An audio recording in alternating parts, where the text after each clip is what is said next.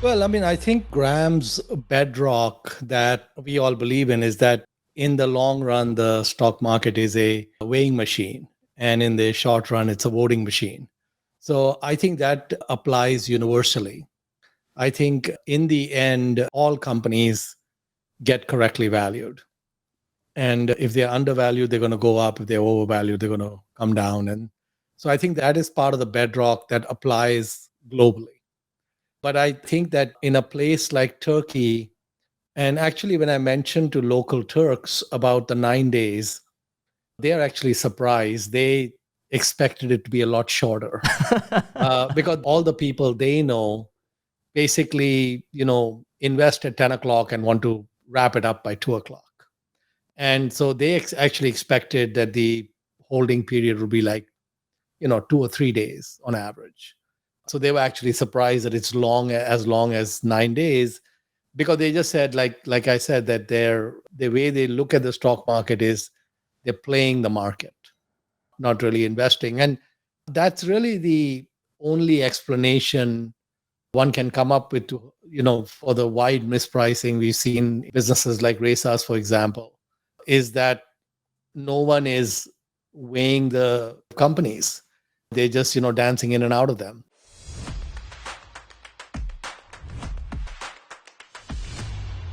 It's kind of a new way of me looking at things is what I call the circle the wagons approach to investing.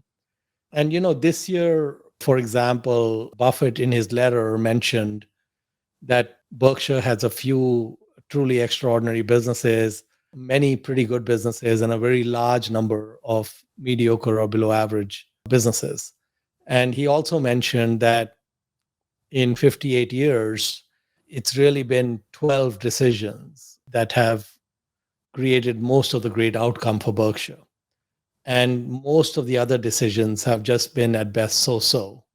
So if you look at something like Berkshire Hathaway over 58 years, Warren has bought more than 80 companies in that period. He's probably made at least 10 key hires and probably bought at least 210 stocks over that period. So collectively, well over 300 decisions. And when he says that 12 stand out, it's like 1 in 25. It's like a 4% hit rate for someone as great as Warren Buffett. And, Charlie Munger said many times if you took our top 15 decisions and took them out, our record would be useless.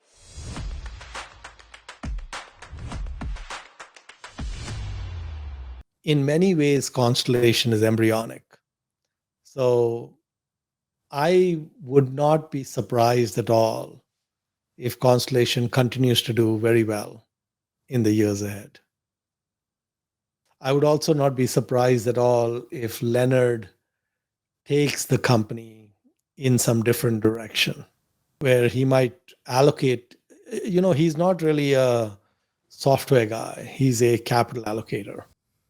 And he found a mousetrap that worked really well. And that mousetrap had a deep vein, and they're continuing to mine that vein of great opportunities. But I know that they're looking at other sectors and areas that could hold promise to deploy capital. I just wanted to jump in here and tell you about this new valuable resource that we created for you. The biggest challenge to taking control of your personal finances, improving your investment returns, and building a better future is just getting started. This means getting organized, having a plan, and being disciplined. As Mark Twain once said, the secret to getting ahead is getting started.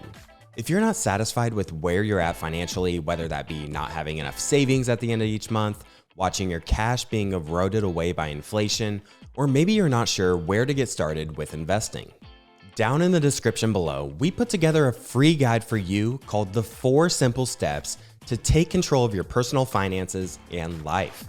You can get this free guide by clicking the link in the description below.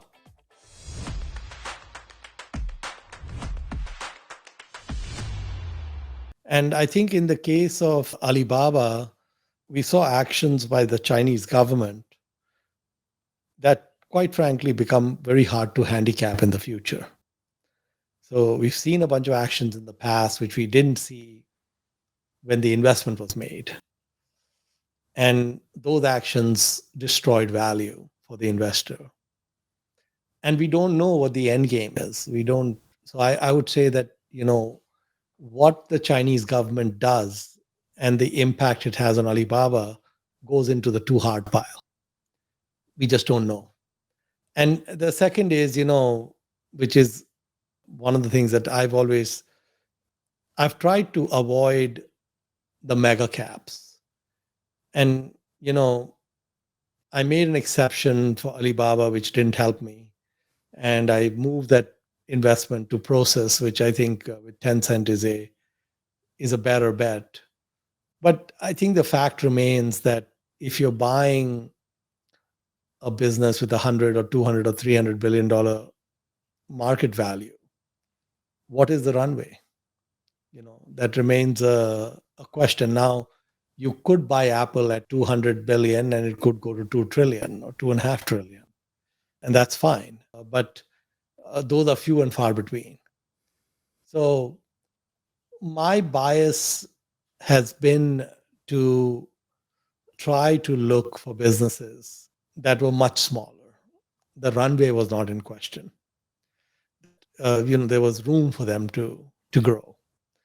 Doesn't mean that they're always going to work out, but that's the goal, is that they're not sitting at these massive mega cap numbers where you're saying, okay, even a double from here may not be that easy.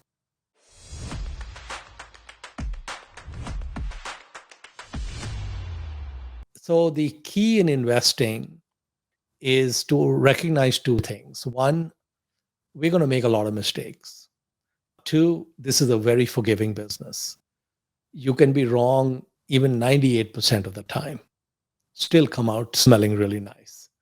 And three, that is only going to happen if you are able to buy businesses with great economics at reasonable valuations and then hang on to them forever. So when they get fully priced, they don't get sold.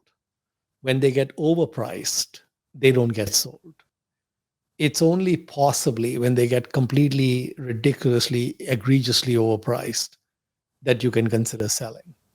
And so this framework of circle the wagons is very fundamental. I think it's very hard to beat the market if you don't have this framework, because you're going to be cutting the flowers and watering the weeds.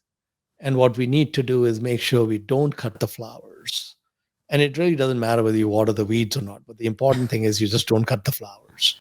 It's okay if you want to water the weeds. He told Lilu and me that he wanted us to get together for lunch once a month. He basically pretty much instructed us that the two of you, I want the two of you to meet once a month for lunch.